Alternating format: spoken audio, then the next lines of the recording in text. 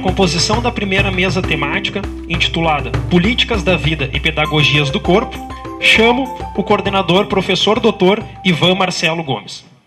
Juntamente com o professor Ivan, chamo para fazer parte da mesa o palestrante professor Dr. Silvino Asman, da Universidade Federal de Santa Catarina. Boa tarde. Nós iniciaremos, nesse momento, os debates envolvendo a temática das políticas da vida e pedagogias do corpo, e teremos como primeiro debatedor o professor Silvino José Asman. Pois bem, o professor Silvino José Asman possui graduação em Filosofia pela Faculdade Nossa Senhora Imaculada Conceição Viamão, graduação em Teologia pela Pontifícia Universidade Gregoriana, mestrado em Teologia pela Pontifícia Universidade Gregoriana também, e também pela Universidade Lateranense. O professor também possui doutorado em Filosofia por esta mesma universidade. Atualmente, o professor é titular da Universidade Federal de Santa Catarina, coordenador do Programa de Pós-Graduação Interdisciplinar em Ciências Humanas e também membro do corpo docente do Programa de Pós-Graduação em Filosofia da UFSC. O professor também é membro do Conselho Editorial das seguintes revistas, Revista Ética, Revista Internacional de Filosofia da Moral, e membro do corpo editorial da revista Interteses, do programa que ele coordena. O professor Silvino tem experiência na área de filosofia, com ênfase em filosofia política, principalmente nas seguintes temáticas: filosofia da história, pensamento latino-americano e pensamento político contemporâneo. O professor também é tradutor de várias obras do filósofo italiano Giorgio Agamben no Brasil. Agradeço muito pelo convite que foi feito. E também outra coisa que ele não disse, que eu tive o prazer de ser o orientador desse ilustre companheiro de mesa aqui, né? E esse é um pouco, inclusive, para dizer de um certo tipo de vínculo que, desde alguns anos atrás até aqui, eu tenho estabelecido com pessoas da educação física, além de já ter participado de um livro que a Yara também organizou. Em todo caso, de novo, agradeço muito, saúdo a todos que são daqui. Prazer conhecer o Alex, que eu não conhecia antes. Tá? Vocês já percebem que eu até perguntei ao Ivan se eu era o único intruso na área da educação física, mas pelo jeito eu não sou o único. Parece que há também outras pessoas que não circulam diretamente vinculados à educação física. Isso é uma forma de justificar, talvez, aquilo que eu vá dizer, porque seguramente eu já criei o vício de tentar ver as coisas um pouco mais a partir daquilo que a gente chama filosofia. Que nem sempre todo mundo vai pensar a mesma coisa a respeito dela, mas tudo bem. Para começar, eu sei que o tempo não é longo, mas para eventualmente suscitar alguma pergunta, algum debate depois, não me é muito habitual eu escrever e ler, ou quando eu escrevo eu não leio. Mas em todo caso, acho que para fazer mais rápido, quem sabe vale a pena ler. Embora começaria falando exatamente de que falar do corpo parece às vezes uma coisa um pouco equivocada, pois a gente o torna imediatamente um objeto, mas eu acho que não tem como a gente escapar do fato de nós sermos filhos de uma tradição dualista que já tem 2.500 anos, com Platão, e talvez a gente possa dizer começou com Platão. Essa tradição dualista é filha e é uma composição entre gregos e a tradição judaico-cristã. Platão cria a alma, enquanto a tradição judaico-cristã originariamente é corporeidade. Tradição judaica é muito, assim, de uma forma bem rápida, talvez nem sempre a gente o entenda assim, mas a tradição judaico-cristã é sobretudo corpo, não alma. E foi o Agostinho, quer dizer, já no IV século, que trouxe o dualismo para dentro do cristianismo. Os primeiros cristãos não têm noção de alma. É o São Paulo, que não é o do time dele, mas o outro, que vai insistir. E talvez é bom, todos nós temos... Vocês viram que eu passei por fábrica de padre, então saiu fumaça preta, mas tudo bem. Mas também por isso que algumas referências vão se justificar daquelas que eu vou fazer. Em todo caso, por exemplo, São Paulo vai dizer que a vida eterna, já que se trata aqui de políticas da vida, a vida eterna não é a imortalidade da alma, mas é a ressurreição dos corpos, né? Que se tornarão incorruptíveis. E dentro do cristianismo, todas as imagens, em geral, são carnais, são corpóreas. Por exemplo, a própria ideia judaico-cristã, e aqui mais cristã, aparece Deus se faz carne, né? E não tem nenhuma outra religião na qual a corporeidade é tão forte quanto no cristianismo. Se vai, por exemplo, naquela coisa que a gente chama de credo, a composição de todos os grandes dogmas do cristianismo, não se fala de imortalidade da alma.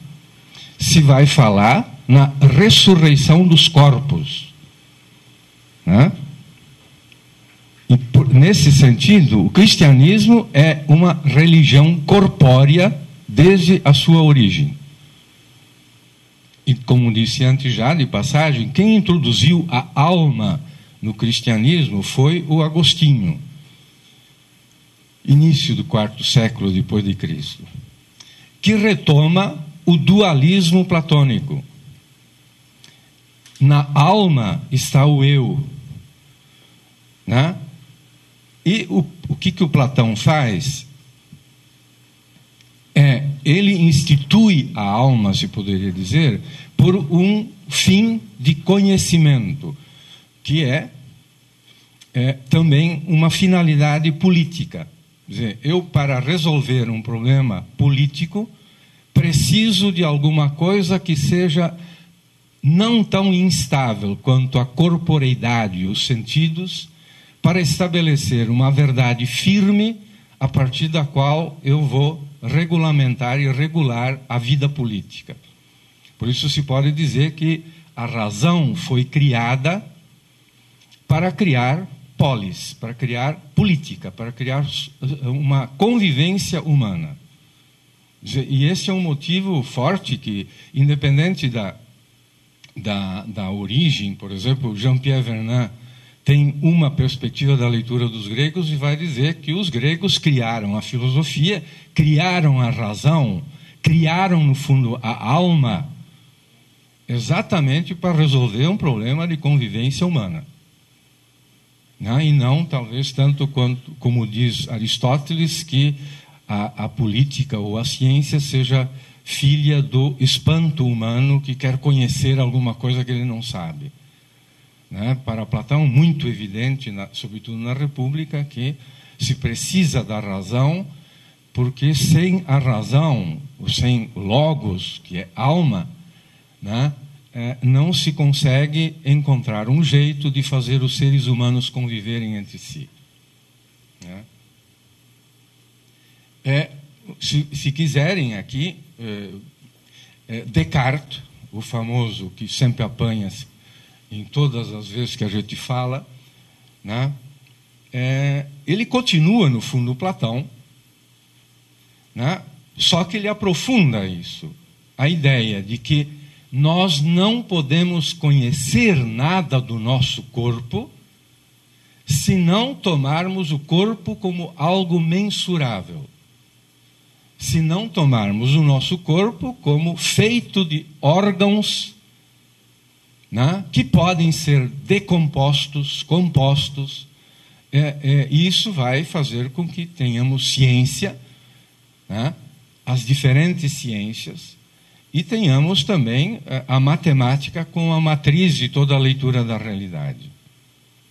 E, se quiserem, é a mesma coisa que os médicos provavelmente ainda hoje fazem quando recebem alguém no consultório, que vem chegar um conjunto de órgãos que vai ser analisado e não um ser humano numa sua integridade ou totalidade. Né? E é interessante, eu acho, começar, por exemplo, lembrando, para Homero, corpo significa cadáver. Corpo é cadáver, nada mais que isso. Em Homero não existe psique, não existe alma. A alma só nasce depois que alguém morre. Porque é o sopro que sobra de alguém que deixou de viver. Ou deixou de respirar. Por isso, alma vem de ânima, que tem a ver com vento. Né? Quer dizer, não existe, usando nesse sentido, aliás, até aproveito para sugerir, eu creio que vários de vocês já conhecem, mas eu acho que é um tesouro esse livro do Giovanni Reale, Corpo, Alma e Saúde, que exatamente tenta narrar a concepção de corpo e de alma na antiguidade. Quer dizer, não há alma antes de Platão. Então, esse Platão cria a alma, repito, porque quer criar um saber objetivo, e para isso o corpo não serve. Pois no corpo existem paixões, existe sofrimento, existe provisoriedade, existem incertezas, existe exagero, existe falta. E é preciso pensar através de ideias, números e medidas. Isso se faz pela alma. Por isso que o corpo, para Platão, é prisão da alma. A alma não nasce em vista da imortalidade, mas em função do conhecimento seguro, objetivo, neutro, universal, um conhecimento válido para todos. O problema, então, é: por que preciso de um saber que vale para todos? E por que a gente não se satisfaz de conhecimento? Por que a gente está reunido aqui para, eventualmente, tornar um saber mais valioso ou o valioso em comparação com os outros? E por isso, repito, que é um motivo político que o faz. Né? O corpo não pode ser critério por não contribuir para um conhecimento objetivo. Quer dizer, no fundo, é uma exigência de método. Né? O Agostinho, o que faz nesse casamento entre os gregos e a tradição judaico-cristã, que sempre me convence um pouco cada vez mais por isso às vezes eu digo também para os outros, de que o Ocidente é fruto desse casamento entre uma racionalidade grega e uma tradição religiosa judaico-cristã. Né? E disso todos nós somos filhos, sendo ou não sendo cristãos. Não tem jeito de escapulir. Que toda a cultura nossa está marcada por isso. Né? O que o Agostinho faz é dizer que se precisa de alma porque se quer manter a ideia da salvação de alguma coisa. E frente à experiência da morte, então, eu vou tornar a alma como algo necessário, não em função do conhecimento, mas em função da manutenção de uma realidade. Né? Em função também, no sentido religioso. E por isso se tem a ideia um pouco de um corpo menosprezado, por mais que se mantenha, como disse antes, na tradição cristã, tão fortemente a ideia da primazia do corpo. Né?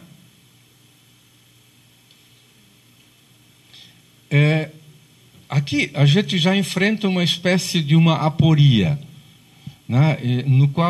Aporia na qual, de alguma forma, eu acho interessante, precisamente por isso, uma copresença ou discussão entre pessoas envolvidas com educação física, aquilo que a gente chama assim, e a própria filosofia.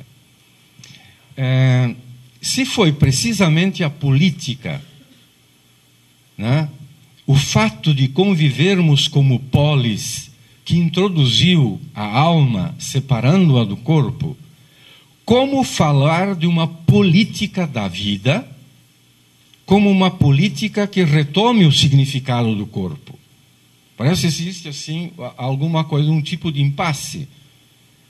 Já por aí percebemos que, se Châtelet declara que a cultura ocidental é marcada pelo platonismo, nós devemos admitir que o que estamos tentando fazer é um questionamento do platonismo, né, que está na base da cultura ocidental, né, junto com a tradição judaico-cristã. E por isso também, inevitavelmente, ao discutir essa relação, o próprio dualismo como tal, e discutir o que é corpo, nós não temos como não ficar também discutindo o conceito de razão. Não há como não fazê-lo. Nós não podemos continuar mantendo o mesmo conceito de razão se nós quisermos entender o corpo de uma maneira diferente daquela que é defendida dentro do dualismo. Então, sim, a gente, começando, eu faço também um pouco inspirado num cara que o Ivan conhece um pouco, Humberto Galimberti, que tem esse belo livro, que eu lamento que não esteja em português, O Corpo, né, que é já um texto de 1983, em que ele tenta fazer uma reconstituição da história do corpo, né?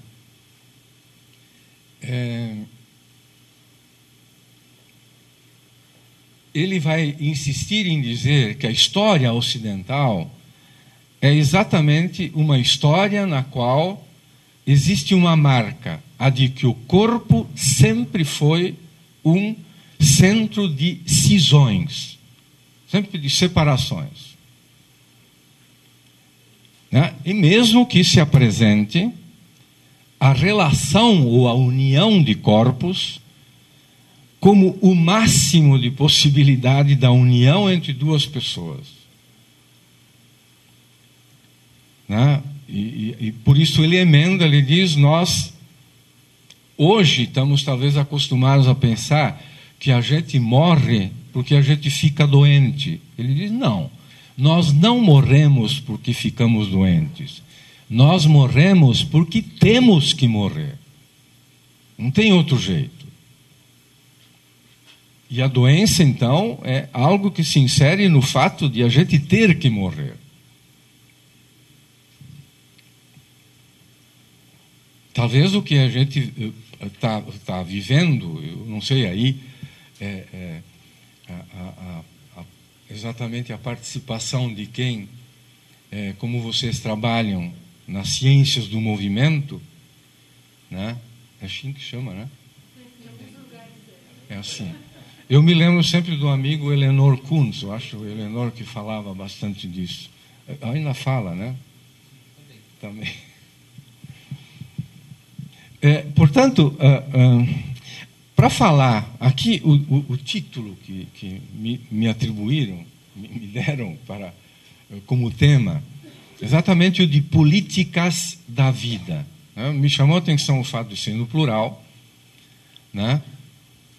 E pedagogias do corpo, também outra no plural, né?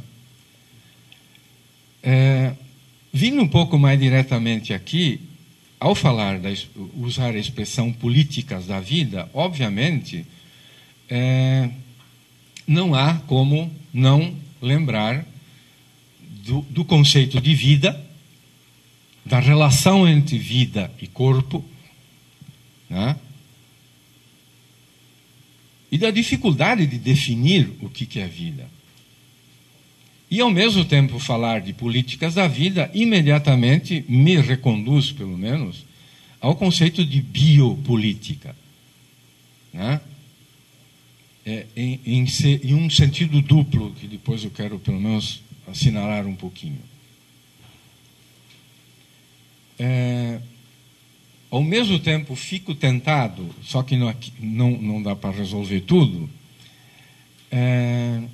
de assinalar, por exemplo, na companhia do Agamben, que o Ivan citou, que eu estou estudando, ao mesmo tempo traduzindo um pouco para a língua portuguesa, uns 5, 6 livros que eu já fiz, né? Agamben vai falar não só de biopolítica, mas vai trabalhar muito com o confronto entre duas ideias, como vida nua e forma de vida, né? O que implica também uma revisão, uma rediscussão do dualismo corpo e alma, para falar do ser humano como um ser comunitário pela linguagem, né? E como ser que consegue, de algum modo, reunir o que foi separado. Por exemplo, sobretudo num livro, quando ele vai assinalar a história da relação entre a animalidade e a humanidade, né?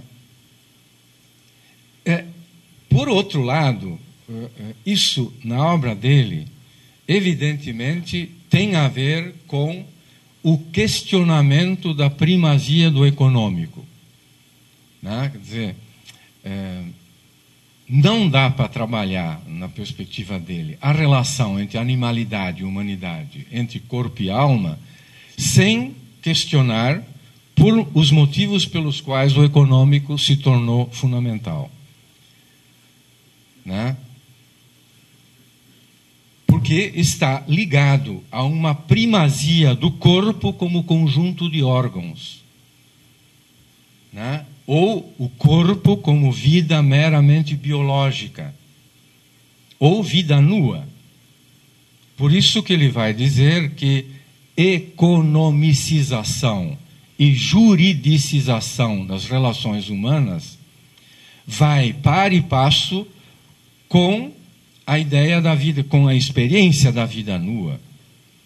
E faz com que nós estejamos, de alguma forma, ao valorizarmos o corpo no nosso tempo, da maneira como o valorizamos, continuemos na mesma perspectiva, inclusive, do nazismo, né?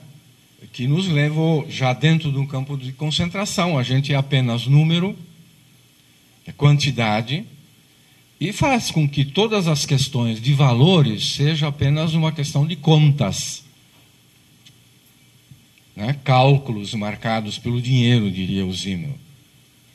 E isso que torna os seres individuais seres impessoais. O último texto do Roberto Espósito, que também trabalha com o conceito de biopolítica, não por nada se chama terza persona, terceira pessoa.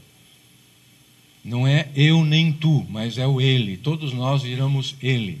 E o ele não é ninguém. O ele não tem sentido nenhum, né? A não ser enquanto uma possibilidade de algum dia vir a ser um eu ou vir a ser um tu. E qual é, nesse contexto, a possibilidade de uma política da vida que seja ao mesmo tempo uma pedagogia do corpo, como pedagogia do ser humano inteiro, em que a imortalidade não é a frustrante luta para sermos imortais biologicamente, mas a de podermos fazer, quem sabe, a experiência de algo que não é passageiro na contingência humana, por exemplo, nas relações amorosas, de amizade, na experiência da arte e no próprio ato de pensar. Quer dizer, como caminhar nesse contexto na direção de novas formas de subjetividade, né?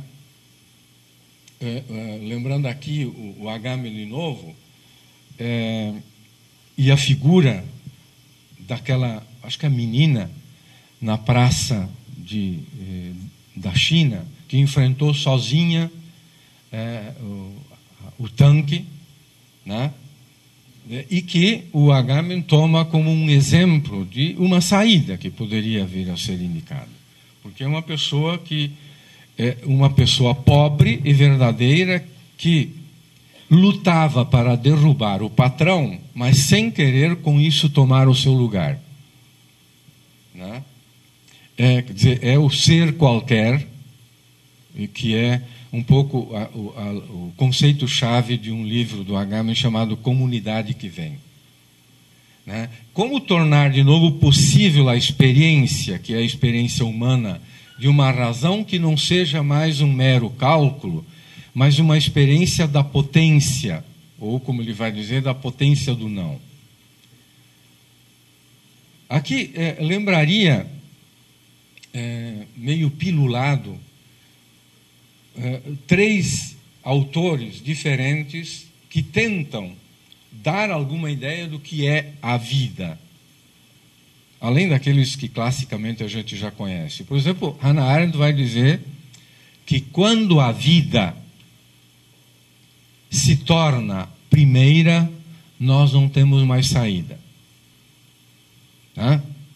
Quando o animal laborans ganha, como ela diz que está ganhando, né, na experiência contemporânea,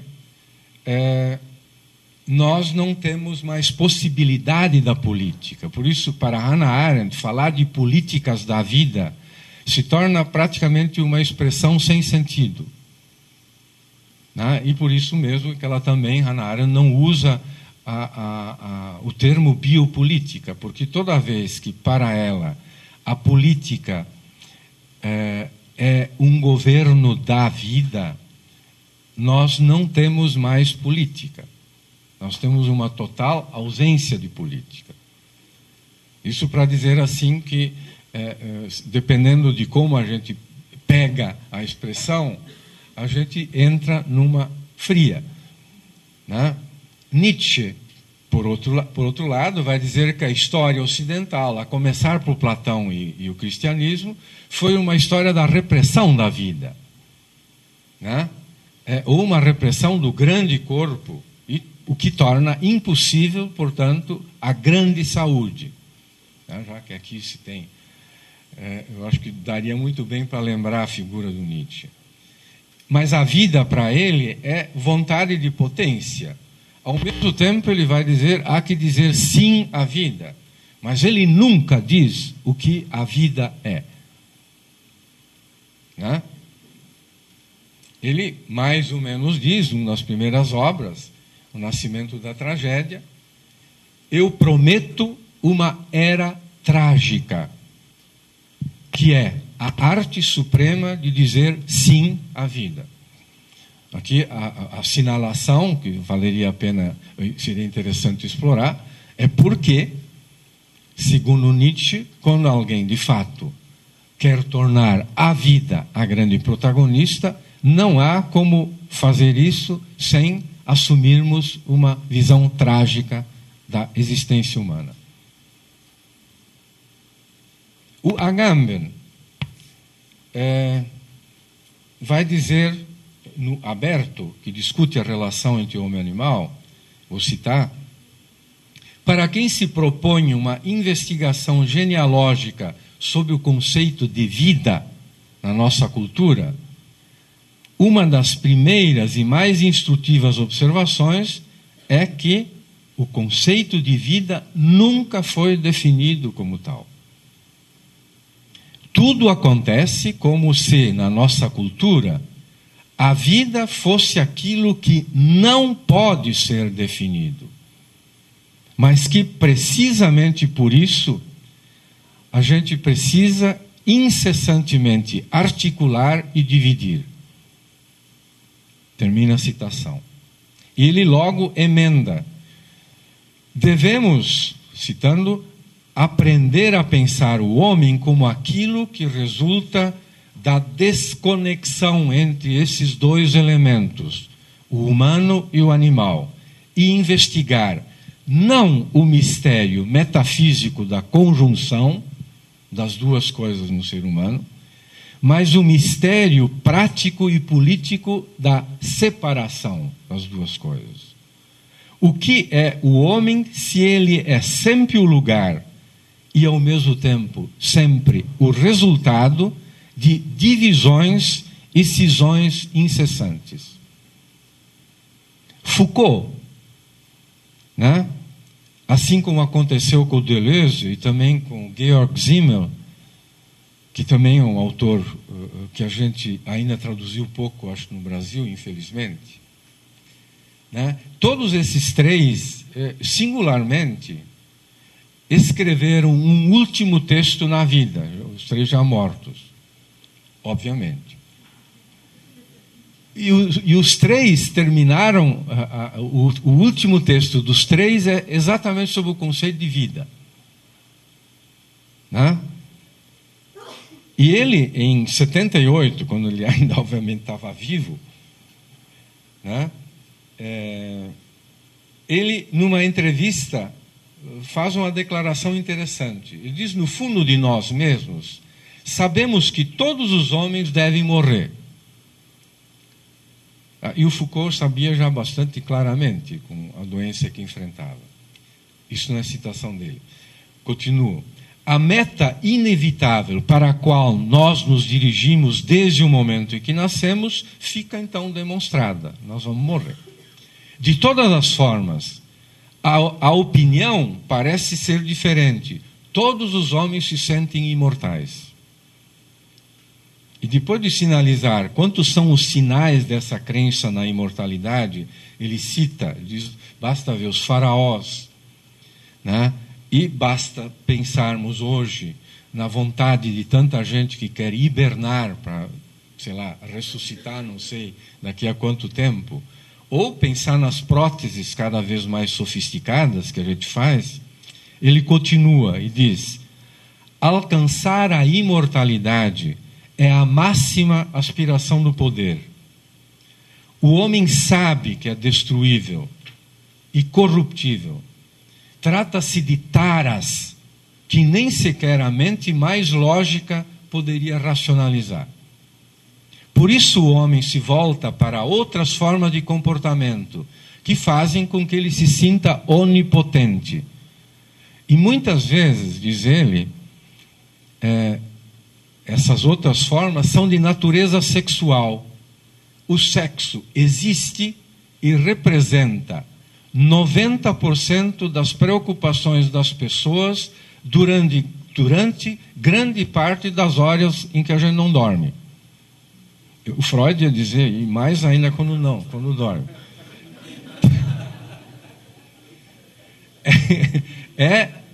Continuo, é o impulso mais forte que se conheça no homem, em diferentes aspectos, ele diz, mais forte do que a fome, a sede e o sono. Eu acho que não é por outro motivo que o Foucault também vai dizer, e aqui a gente tem outro elemento para vinculá-lo ao conceito de vida, que, cito, todos os enigmas do mundo nos parecem leves em comparação com o minúsculo segredo do sexo. A gente poderia, eu apresentei assim com várias possibilidades, com alguns autores, para dizer que nenhum deles talvez nos dê uma resposta satisfatória sobre o que é vida, né? E sobretudo porque toda vez que a gente fala de vida, a gente precisa adjetivá-la, né? A gente vai falar vida humana, vida animal, vida vegetal, vida natural, vida individual, vida social, artificial, vida mortal, vida eterna, vida cerebral, vida mental, vida biológica, física, espiritual, né? Mas ainda a gente não sabe o que é a vida, né? Ao mesmo tempo, a gente diz que a gente já viveu tantos anos de vida, né?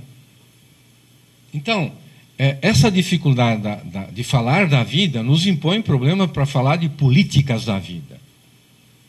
Quando falamos de políticas da vida, né,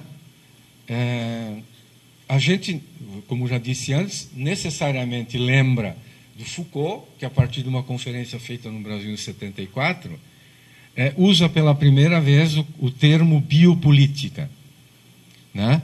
E ele usa esse termo até durante 4, 5 anos, né? E é bom lembrar também aqui, é um jeito como eu referi antes que discutir o que é o corpo necessariamente tem a ver com o econômico, não é por nada que Foucault insiste em dizer que só entende o que é biopolítica se a gente entende o que é o liberalismo e o neoliberalismo. Quer dizer, não dá para entender o que é a visão predominante do corpo sem entender disso. Porque o liberalismo e o neoliberalismo, sendo artes de governar, sempre tem a ver precisamente com a relação entre seres humanos e com a relação de poder entre seres humanos. Na primeira aula do curso de 79, ele vai dizer que se trata de estudar o liberalismo como um quadro geral da biopolítica. Se por um lado, e nesses dias, interessante até lembrar da crise da Grécia, né, que a gente falou antes de outra maneira, que fez com que o Agamenon, ao passar por lá, e ao lembrar de um amigo que passou por lá, e que viu exatamente escrita num banco a expressão grega protesa tes pisteos, né? Ele diz que coisa estranha, pisteos, pistes, é um termo totalmente religioso, significa fé.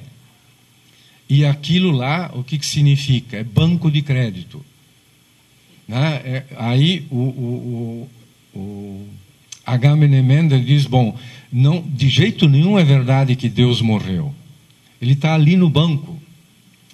Né? Quer dizer, Deus não morreu, ele se tornou o dinheiro. Né? A insistência de Foucault também já foi contundente, anos antes. Só se pode entender o que é a biopolítica relacionando com a primazia do econômico. Né? Então, só entenderemos essa política da vida, que é, antes de mais nada, um domínio sobre a vida, se o remetermos a uma forma de governo consagrada na modernidade e que investe necessariamente as relações entre a economia e a política. Pois é nesse contexto que se inscreve a experiência humana, que sempre será também experiência corporal. E deveríamos dizer, então, de que a biopolítica como liberalismo, neoliberalismo, ou a biopolítica como segurança, como racismo, como vinculada ao dispositivo da sexualidade, em todos esses conceitos de biopolítica sempre está diretamente presente a ideia do corpo. Né? E até talvez também vale a pena lembrar um cara que é bastante estudado aqui na PUC, me lembro, que é o Emmanuel Levinas, né? É interessante e acossa a gente. Ele diz assim, o que caracteriza o nazismo? O nazismo tem como característica principal a valorização do corpo. Né? E por isso, toda a valorização do corpo, segundo a leitura do Levinas, para dar uma outra perspectiva de leitura, tem a ver com algo parecido com o nacionalsocialismo. E aí, quer dizer, continua a pergunta, então, qual é a relação entre vida e corpo? Quer dizer, o que é o corpo? Quais são os sinais de que podemos sair de uma política da vida em que a política reduz a nossa existência humana à vida biológica, para uma política da vida em que a vida deixe de ser reduzida à vida biológica? Isso equivale a dizer, qual é a política da vida com a qual nós resistiremos ou superaremos uma experiência dominante, indo para uma nova forma de vida, para um novo conceito de corpo que não seja mais sinônimo de mera vida biológica. Eu também duvido um pouco dessa dizer mera vida biológica. O que é mera vida biológica? Eu não sei. Né?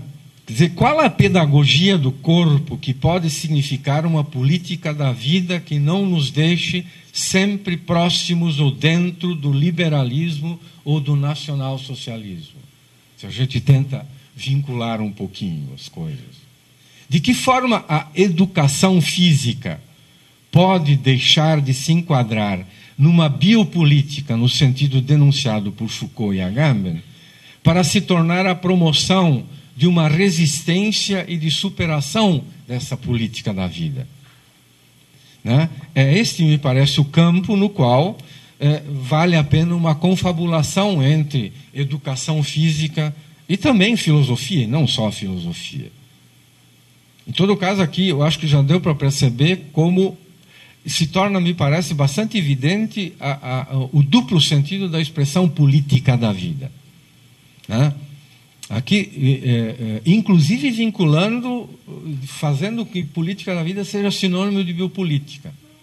Porque também, na mesma expressão biopolítica, existem essas duas possibilidades. Aquilo que o Foucault, por exemplo, denuncia e começa a acontecer, sobretudo a partir do século XVIII, e se fortalece no século XIX, quando a política do próprio Estado se torna um domínio da vida das populações enquanto espécie, mas antes disso, a política se torna também a docilização dos corpos, para tornar todos os corpos úteis para um mundo produtivo. Né? Por isso você tem que ir para a escola, por isso a escola é obrigatória. Né? E coisa desse gênero. Né? Como sair disso? Né? Como sair dessa biopolítica com esse significado? Pelo menos uma coisa, algumas coisas breves eu quero dizer. Não vai dar para desenvolver, mas pelo menos com algumas ideias. Né? E aqui vou me inspirar, por exemplo, no próprio Foucault, que nesse último texto que ele escreveu sobre o conceito de vida, é interessante o que ele traz como uma espécie de indicativo de eventual saída de uma biopolítica. Ele vai dizer assim, vai falar, isso é um texto de 84, formar conceitos. Né? Former les concepts. É uma maneira de viver e não de matar a vida. Então aqui a gente vê uma ideia do que seria a vida para ele. É um modo de viver numa relativa mobilidade e não uma tentativa de imobilizar a vida. É manifestar entre os milhões de seres vivos que informam o seu ambiente e que se informam a partir do ambiente, uma inovação que se julgará, como se quiser, ínfima ou considerável, mas é um tipo bem particular de informação, diz ele. Então, ao fazer um pouquinho isso que o encontro possibilita, né, a gente poderia dizer, pelo menos como consolo, né, de que procurar formular conceitos como o de uma política da vida, ou como conceito de vida, já é se pôr numa perspectiva de sair da biopolítica, no sentido anteriormente dado. Né? Não podemos saber o que é uma política da vida sem saber o que é a vida. Seguramente mais difícil do que o conceito de política. Né?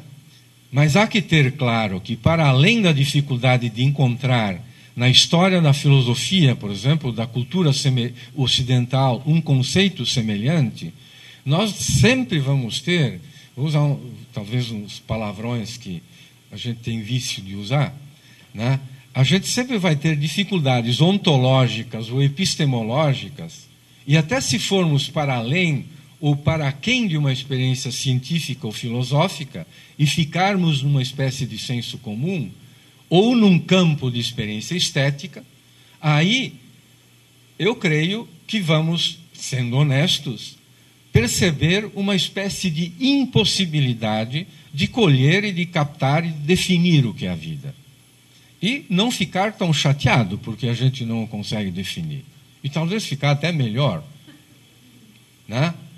Quer dizer, de perceber que a gente está dentro da vida, por mais que a pretendamos conhecer ou ter como nossa propriedade, nos damos conta de que somos uma forma de a vida acontecer, ao mesmo tempo que somos seres que querem viver, e viver bem, né? Mas, sobretudo, eu creio que, chatamente, nós somos seres que querem mais. Nós queremos possuir ou ser a vida. Né? Conforme o Foucault acabou de dizer há pouquinho. Né? Quando a gente se preocupa com o poder, é porque a gente quer a vida. Por mais que possamos dizer com Heidegger que a gente foi jogado na vida ou no mundo, a partir de outros seres vivos anteriores a nós, uma vez dentro, não queremos sair dela. Quer dizer, não queremos morrer. Quer dizer, essa vontade de ser imortal, assim como se diz que os seres humanos seriam os únicos seres que sabem que morrem. Né? E talvez o saber que se morre, inevitavelmente está ligado ao fato de querermos ser imortais. Né? Ou uma outra saída, se alguém preferir, é indicada pelo Schopenhauer. Ele diz que existe um jeito interessante para escapar, para conseguir a imortalidade. É só confiar na espécie. Tá? Por isso que ele não vai deixar de dizer que o sexo é a voz da espécie nos seres humanos. Por isso que a gente quer se reproduzir. Né? Porque se a gente soubesse que não vai morrer, quem é que queria se reproduzir? Né? Então, nesse caso, pensar não é simplesmente denunciar alguma coisa, um mal a superar, mas é também, eu acho, fazer um pouco isso aqui. Né? Eu gostaria, mas eu sei que não vai, eu vou parar, mas de dizer mais umas... Não vou continuar, porque senão...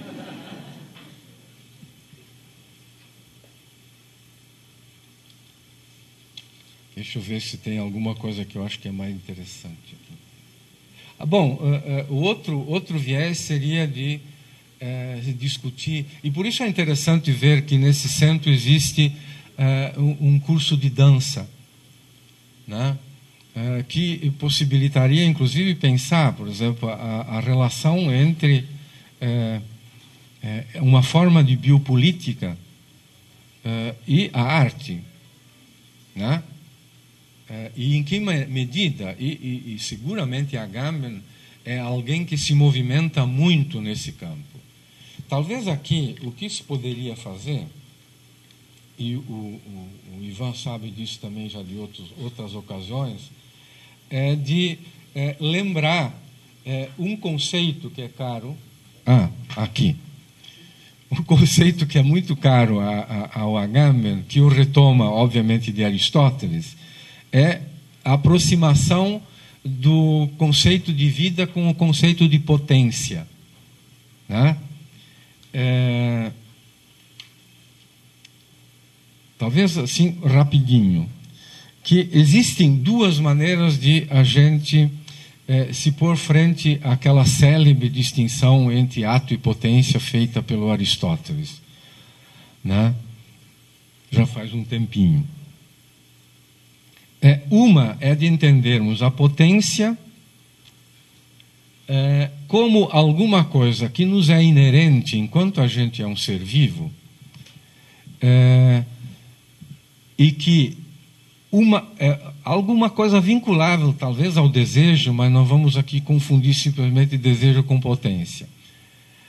É a ideia segundo a qual toda vez que nós realizamos uma potência, nós acabamos com a potência. Por exemplo, uma criança é um adulto em potência. No dia em que uma criança se torna um adulto, obviamente, acaba a potência. Né? Agora, existe uma outra possibilidade de ler o que é potência. E, não por nada, o exemplo que normalmente se dá, e que o próprio Aristóteles dá a respeito de um outro sentido de potência, é o exemplo da arte. Ele toma o exemplo do citarista, o cara que toca cítara. Diz, todo citarista tem a potência de tocar a cítara, mesmo quando ele não a toca. E toda vez que um citarista toca a cítara, em vez de ele realizar a potência, o que acontece com ele? Ele aumenta a potência. Porque depois ele vai passar a tocar ainda melhor a cítara. Né? E isso acontece, por exemplo, no caso da arte, mas eu diria que também se poderia dizer, acontece na experiência humana da liberdade. Toda vez que eu realizo a minha possibilidade de escolher, eu aumento a minha possibilidade de escolher e não a diminuo, a não ser que eu tome, de novo, a liberdade numa concepção meramente liberal de liberdade, e que aí fecha. O conceito liberal de liberdade, que a gente repete, a minha liberdade vai até onde começa a do outro, ou coisas parecidas, é óbvio que isso não pode ser visto. Mas quando eu falo da potência enquanto liberdade, numa outra perspectiva de autonomia, se quiserem aqui, quem tem familiaridade com Foucault, com outros, a ideia da busca da autonomia, do cuidado de si, né, que se realiza sobretudo a partir da experiência da amizade, por exemplo, né, se tem muito mais claro um significado diferente de uma resistência possível àquilo que nos acontece com tanta normalidade, né, à nossa volta. Né? Eu acho isso seria uma maneira de tocar no tema, né? Outra, eu fiquei muito tentado, e fico ainda, continuo, vou sair daqui mais tentado ainda, né? De discutir essas coisas exatamente a partir das coisas mais importantes que nós vivemos, né? Como essas experiências, aqui também inspirado um pouquinho pela Hannah Arendt, que fala num belíssimo e curto texto da experiência do deserto e dos oásis. Né? Ele diz, nós estamos vivendo hoje num deserto, que é o da impossibilidade da liberdade como exercício público, né? Quase uma impossibilidade da política. Então, o que nos sobra e o que nos cabe, aquilo pelo qual cabe a nossa luta, é a gente lutar para que permaneçam os oásis.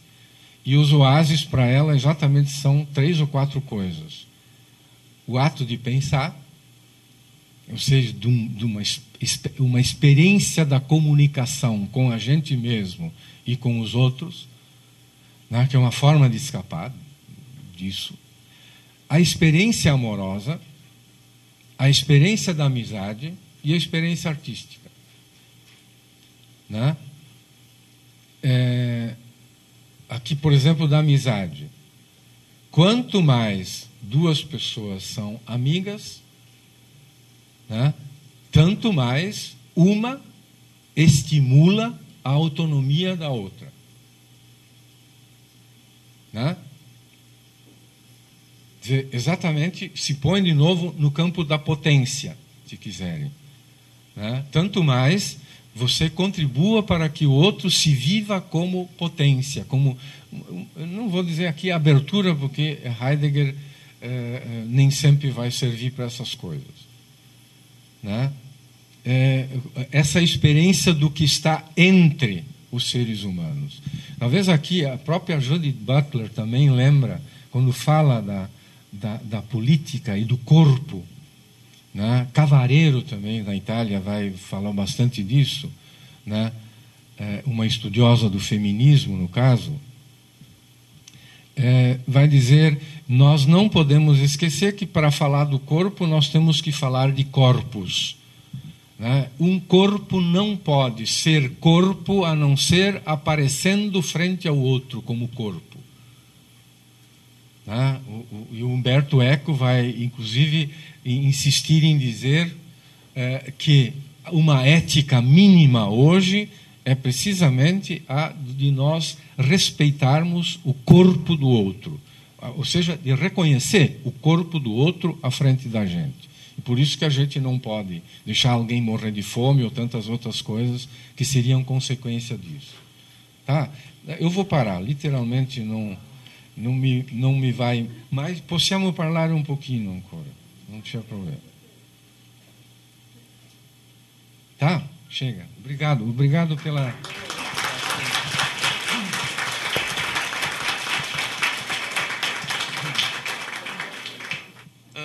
Boa tarde. Na verdade,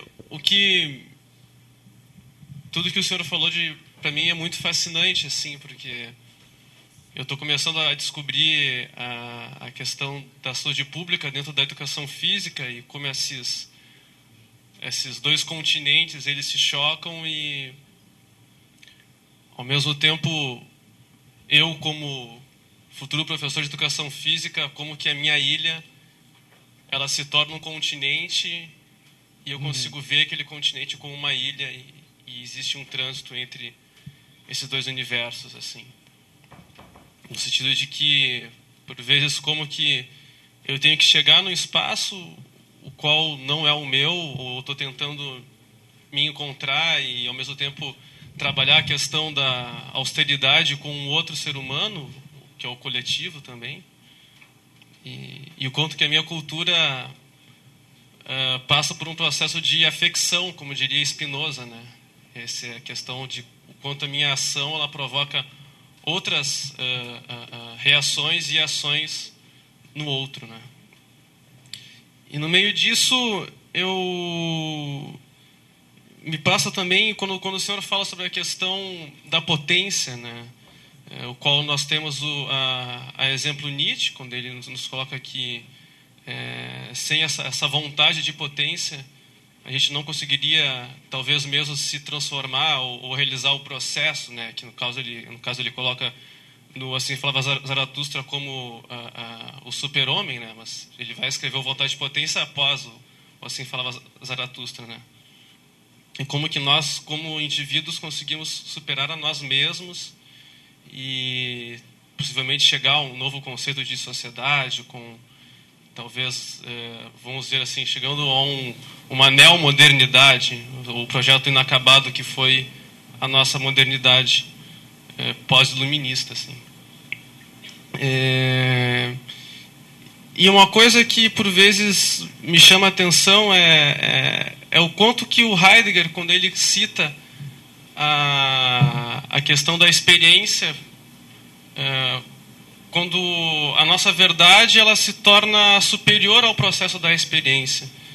E o quanto que isso, no seu ponto de vista, isso se torna pertinente para a educação física. Momento em que, por vezes, dentro do nosso processo de formação, a gente vai quase como se fosse, por vezes, visualizando um lume, mas esse lume, por vezes, nos cega em detrimento, nos cega o nosso percurso, assim, cega as outras questões que envolvem o entorno do nosso saber, assim.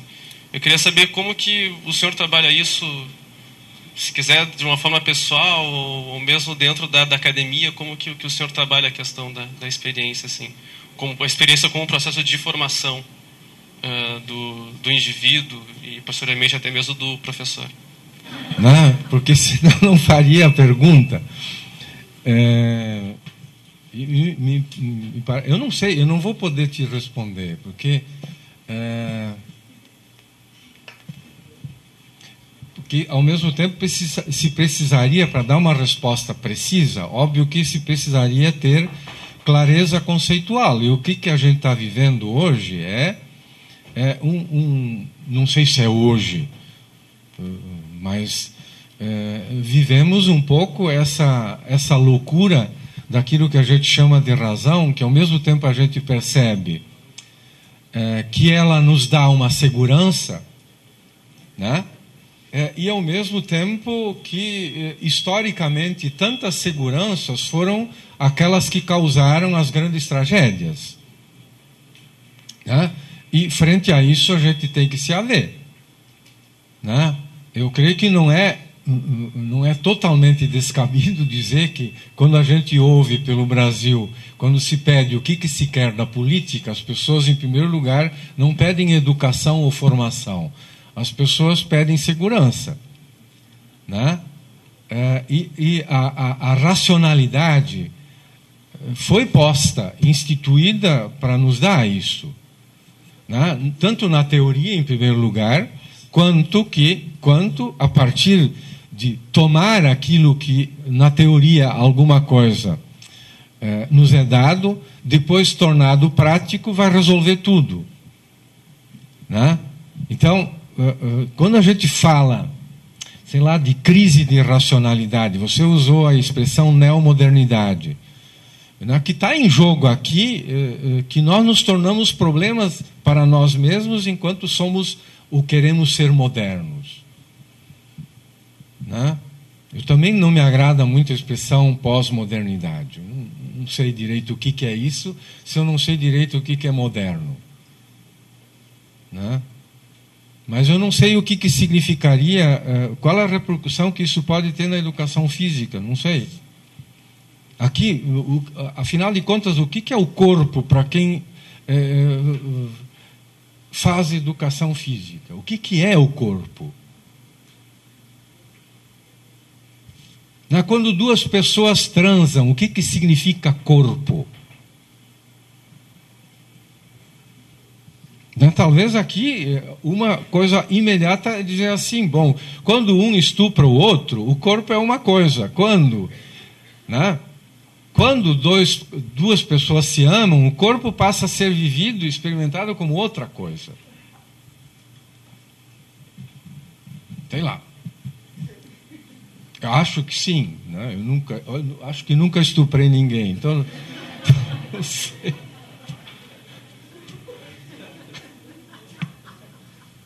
Até porque os padres não achavam que não era bom.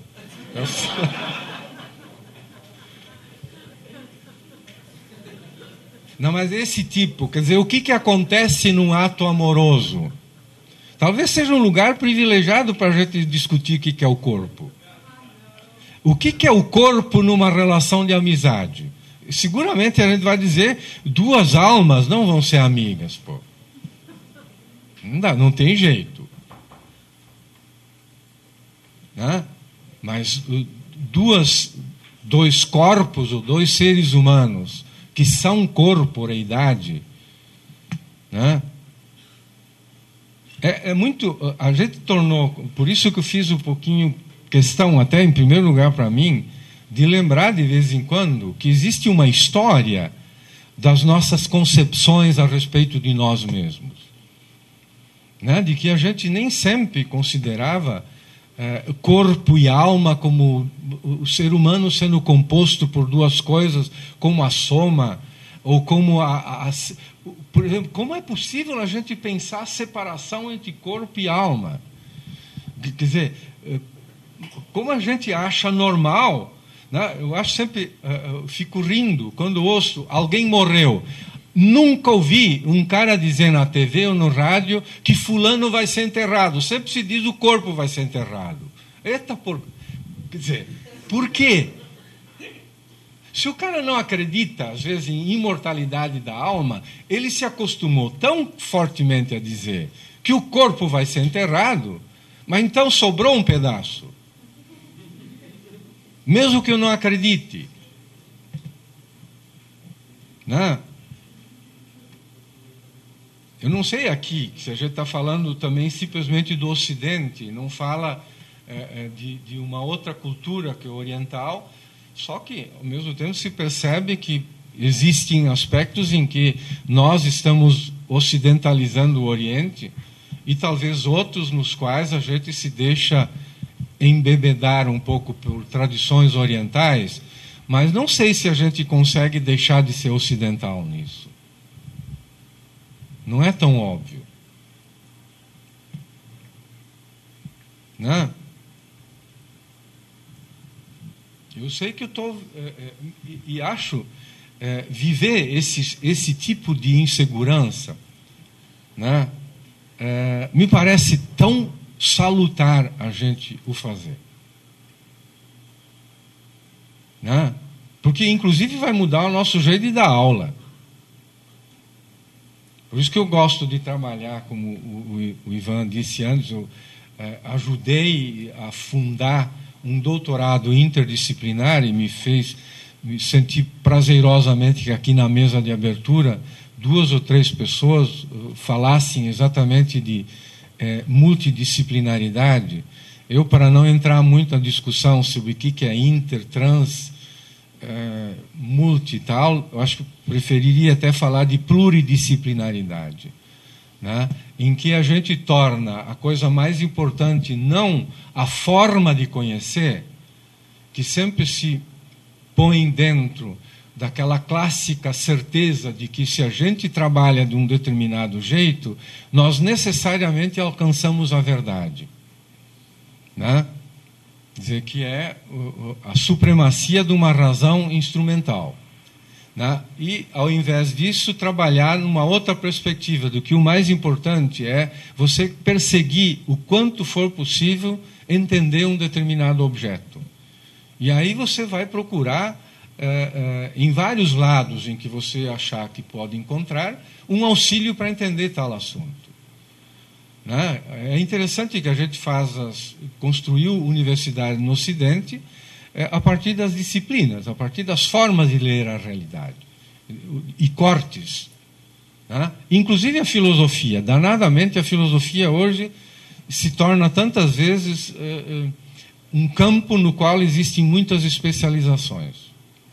E se abre mão da vontade de ter ainda, por exemplo, a abordagem filosófica como uma abordagem mais totalizadora. Mesmo sabendo que toda vontade de verdade pode ser sempre também uma vontade de domínio.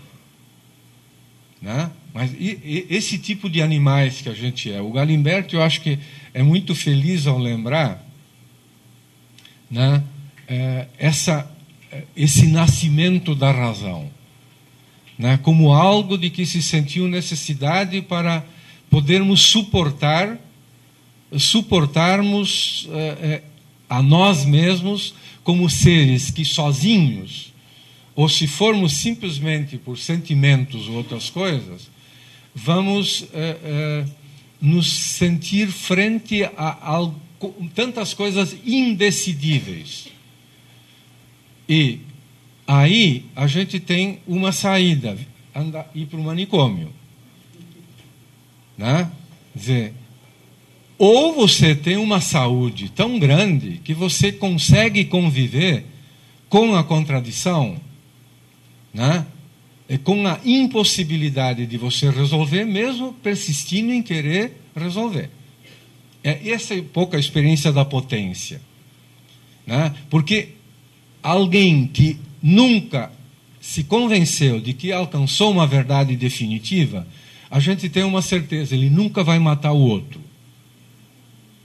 Né? E saber que todas as vezes que nós achamos que tínhamos o direito de matar alguém, esse direito de matar alguém foi feito em nome da verdade. Isso foi tanto pelos cristãos quanto pelos revolucionários de qualquer tipo. Né? Isso não significa que necessariamente a tolerância seja a única coisa possível, como os iluministas gostavam de dizer, mas que talvez o Hegel tenha razão, que a gente tem que superar o campo da tolerância e ir ao campo do reconhecimento do outro. né? E no campo do reconhecimento é muito mais possível uma relação de amizade, uma relação de amorosa, uma relação inclusive artística, uma experiência artística, né? Isso que me são muito instigantes me é instigante essa aproximação entre coisas da vida cotidiana, que é um pouco o que o Agamben diz, o ser qualquer é que vai mudar. L'essere qualunque. Esse cara que não está nada preocupado em fazer política só para tirar o lugar do outro, para eu mandar. Acho que uma das contribuições, por exemplo, de um cara como Foucault, talvez seja essa. Foi indicada por um dos discípulos mais próximos do Foucault, que é o Frédéric Gros, né? Ele diz assim: a grande preocupação do Foucault na vida toda foi a de entender por que nós, seres humanos, preferimos tantas vezes obedecer. Então, o problema não é tanto o abuso de poder, mas é o abuso de obediência. Por que nós aceitamos tão facilmente ser burro de presépio? Né? Dizer sim. Por que nós achamos tão facilmente que cuidar dos outros é amar o outro, em vez de ser um escravagista? Né? Dizer, quem sempre só cuida do outro é quem? É o escravo. O escravo fica o tempo inteiro servindo os outros. Né?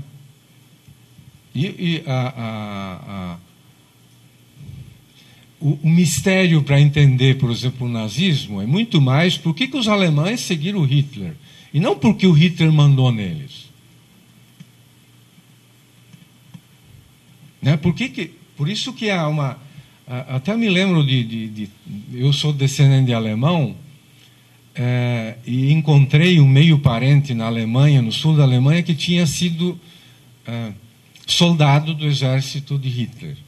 E eu enchi os tubos dele, se usa isso, não sei se os tubos, enchi a paciência dele durante alguns tempos, algumas semanas de férias que eu passava lá, na Alemanha, enquanto estava estudando lá na fábrica de Padre em Roma, e perguntava para ele o que acontecia, e como é que você viveu o fato de ser soldado. E esse cara, durante 2 ou 3 férias seguidas, ele nunca me respondia a pergunta. Não respondia. E eu percebi uma espécie de uma resistência, de um certo senso de vergonha dele, pelo fato de dizer, puta, eu segui aquele cara. Eu segui aquilo que aconteceu. Né? Ao mesmo tempo que ele tinha outro motivo para ter medo, né? Porque ele, ao mesmo tempo, deserdou o exército do Hitler na campanha na União Soviética e fugiu. Então ele tinha um duplo medo de ser vinculado à ideia de que ele cedeu a um comando e, ao mesmo tempo, de ser eventualmente ainda acusado de não ter sido suficientemente fiel por aqueles que continuavam e continuam sendo nazistas. Né? Eu acho aqui um exemplo muito interessante. Eu já usei várias vezes o filme em aula, né? E que eu acho que teria tudo a ver também com o campo da educação física, o filme A Onda. Né? Não sei se de Welle, um filme alemão, exatamente de jovens, não sei se alguém vocês viram, né? Em que mostra claramente o que é um pouco o nazismo, né? E como nós somos nazistas, que o nazismo não é um problema que já passou.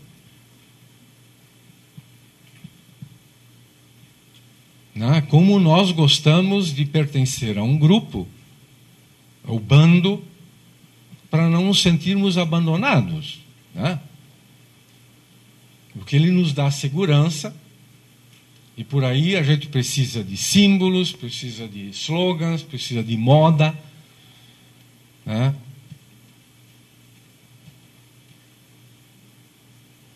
Estou até me lembrando de um outro belo texto do Agamben, em que ele vai discutir a nudez humana, o vestuário, e vai dizer que o cristianismo é uma teologia do vestido e não uma teologia da nudez, né? Que também discute esses aspectos assim nas relações. Eu não sei, eu estou aqui inventando resposta que em nome da organização do evento, queria agradecer imensamente a fala do professor Silvino